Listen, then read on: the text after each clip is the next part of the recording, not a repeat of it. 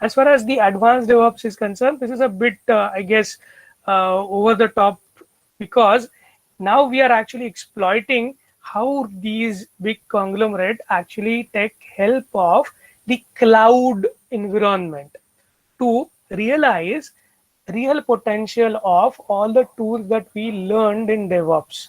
दोनों सब्जेक्ट एक ही साथ एक सेमिस्टर में बहुत डिफिकल्ट है दोनों एक साथ सीखने के लिए. It should have first be organise like this. अगर मुझे चांस मिलता तो मैं ऐसे करता, एक सेम में डेवऑप्स और दूसरे सेम में DevOps advance DevOps. let us now we can't crib now. Let us now live with what we have. So what we need to learn in first chapter of this advanced DevOps lab is you need to understand how to do DevOps in a cloud manner. What exactly is cloud? How we exploit the benefit that the cloud provides us to realize the DevOps dream. Okay, so DevOps dream is that I can have teams which are from different phases of software development working together at once on the development of software. So there is no physical, there might not be a physical connection between these teams, but through cloud, we can facilitate communication between teams easily. So that is what we are going to understand by looking at certain cloud solutions, how we achieve or how we get to a place where my development team will have an IDE which is running on cloud and wherein multiple persons can simultaneously work on the IDE seamlessly like they are working on their own host computer. In traditional way, I had to create sandbox every time I want to pass the information from one person to the other person. But due to cloud availability, availability of central repository like a cloud, if I can run an ID on the cloud, same ID can be viewed or can be used simultaneously with many people. So we'll be talking about how do you use these kind of concepts, cloud-based concepts, to create an IDE that runs on the cloud and how people can take advantage out of it for creation of the code in a DevOps pipeline. So we'll be talking about two things here. One is a key feature in Amazon Web Service, which is called as Cloud9, which provides you or which allows you to set up an IDE online in a cloud-based environment, and then how to deploy any project using AWS code build, code deploy, and code pipeline. So here the code build, deploy, and pipeline provides you the features of Git-like features where version controls are maintained for the code, as well as it provides an development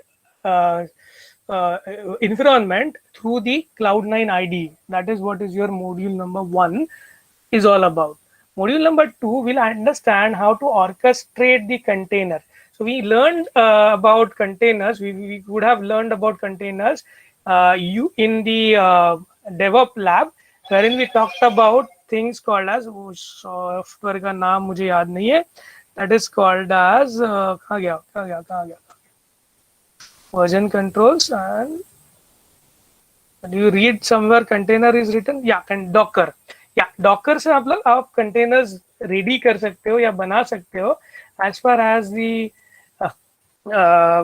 ये container का जो orchestration है, the container का use है through Kubernetes, you can actually make it automized. Okay, so Kubernetes does what? It automates many manual processes involved in creating, deploying, managing, and scaling container applications. So to maintain container, create container, there are commands. Okay, so Docker container create करने के लिए, वो Docker container download करने के लिए, उसको spawn करने के लिए और उसको यूज करने के लिए there are certain commands. But I can actually automate these things using the Kubernetes. Okay, so that we are going to learn over here in this particular module. How exactly we can use the Kubernetes software. And this Kubernetes software, interestingly, was developed by Google initially, but now it is in an open source development stream. So this software again is an open source software. Almost all the softwares are open source in DevOps, but as far as advanced DevOps syllabus is concerned, many of the Amazon Web Service concepts will peep into the use. Okay, so we'll be understanding about Kubernetes in module number 2. Module number 3 will talk about infrastructure automation with Terraforms. So Puppet was working on automation of Puppet was actually giving you automated configurations. Now the Terraform is now something that produces this as at the cloud level. So it is an equivalent thing to what Puppet does on a single host machine or a multiple host cluster on a cloud level. That's what the difference is. So once you have learned one concept, the other concept is just understanding it in a better manner. Now this is again very much advanced topic called as DevSec security operations, static application security testing. So how do you do security testing using Jenkins Sonar Lab, and how to integrate it with GitHub. This is a very exciting topic again, and very much new topic to me as well. So we'll be I'm in a learning phase right now about this particular topic, but other topics are fairly straightforward.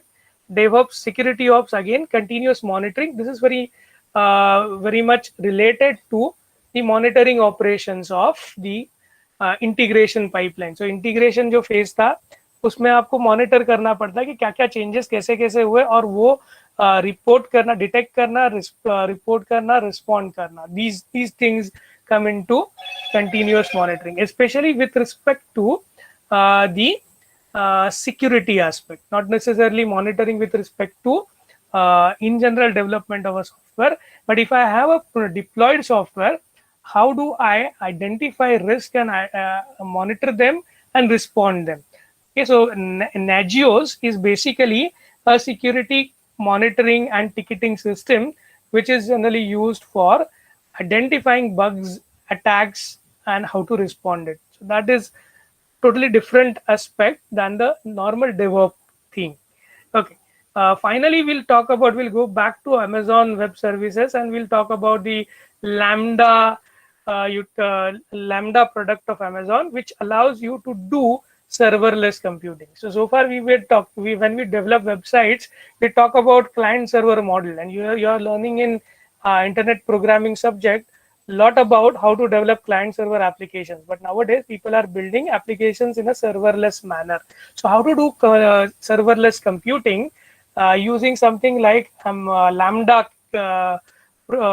This is actually Lambda is actually a functional programming product. I remember we learned about this 1 or 2 semester back for certain programming language. Now this same similar concept is now built on the Amazon Web Service as a tool wherein we can set up a computational resource which is not like a server, which is like a software as a service platform.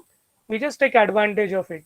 Okay, I guess you'll be learning about Node.js in your this thing, internet programming or IP subject, and we'll be taking advantage of that and understanding how to build an application which is a serverless application in an AWS Lambda environment. So that is the 6th module.